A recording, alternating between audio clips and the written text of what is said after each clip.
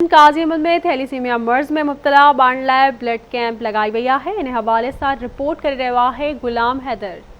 जी बिल्कुल, इन वक्त मौजूद आहियां काज़ीअहमद रूरल हेल्थ सेंटर में, जिते पाकिस्तान पीपल्स पार्टी तालका सदर अब्दुल नबी जमाली इंजीनियर गफ़ार जतोई और पाकिस्तान पीपल्स पार्टी के वर्करनि तरफां अॼु थैलेसीमिया केयर सेंटर के हवाले से रत के अतिए तौर जो कैंप लगाई वही है। वधीक इन्हनि सां ॻाल्हि ॿोल कंदासीं त उन्हनि जो छा चवणु आहे। एक इंसान के जिंदा रखण लाइ ये जो रत माण्हू ॾियनि पिया, इन खां वधीक इंसानियत जी का ख़िदमत ई न आहे। शाबाश आहे उन्हनि माण्हुनि खे जेके अची हिते ख़ुदा जी राह में इंसानियत के नाते रत ॾियनि था। 12 कैंप इन एक साल दौरान तमाम वो कंट्रीब्यूशन इन दोस्तन जो इन पंहिंजो यकीनन ही थैलेसीमिया जा ॿार तव्हांखे ख़बर आहे त रत का सवाइ रही कोन था सघनि। 10 ॾींहं 15 ॾींहं रत जो आख़िर किथां अचे।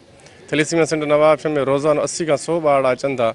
ही कोई हिकिड़े ज़िले का या हिकिड़ी डिवीज़न का कोन था अचनि, ही पूरी सिंध का ही मासूम ॿार अचनि था। काज़ीअहमद शहर जा वासी बिना के मक्त फ़िक्र सां ताल्लुक़ रखंदड़ हर माण्हू बिना के फ़र्क़ जे समझ जी तादाद में नौजवान अची ब्लड डोनेट करे रहिया आहिनि। उन्हनि मासूम ॿारनि जी ज़िंदगी बचाइण लाइ हर माण्हू पंहिंजे वसार कोशिशि करे रहियो आहे। असां सभिनी खे हमेशह इहे कोशिशूं करणु खपनि। जस ॾियां थो उन्हनि दोस्तनि खे जेके ब्लड डोनेट करे रहिया आहिनि। सख़्तु गर्मी हुजण जे बावजूदि अॼु तव्हां सम्झो था त 50-51 सेंटीग्रेड गर्मी आहे, उन जे बावजूदि बि गर्मी में हू ब्लड ॾेई रहिया आहिनि। काफ़ी तइदाद में माण्हू मौजूदु आहिनि। जी बिल्कुल, हिते पाकिस्तान पीपल्स पार्टी के सदर अब्दुल नबी जमाली ॿियनि पीपल्स पार्टी के वर्करनि तोड़े डॉक्टरनि जो ॻाल्हियूं ॿुधियूं। उन्हनि जो इहो ई चवणु आहे त असां इंसानियत ते यकीन रखूं था। इंसानियत जी ज़िंदगी बचाइण उन खां वधीक को ॿियो अमल कोन्हे को। असां हमेशह अहिड़ियूं कैंपूं क़ाइमु कंदा रहंदा आहियूं ऐं अॻिते बि क़ाइमु कंदा रहंदासीं। जी।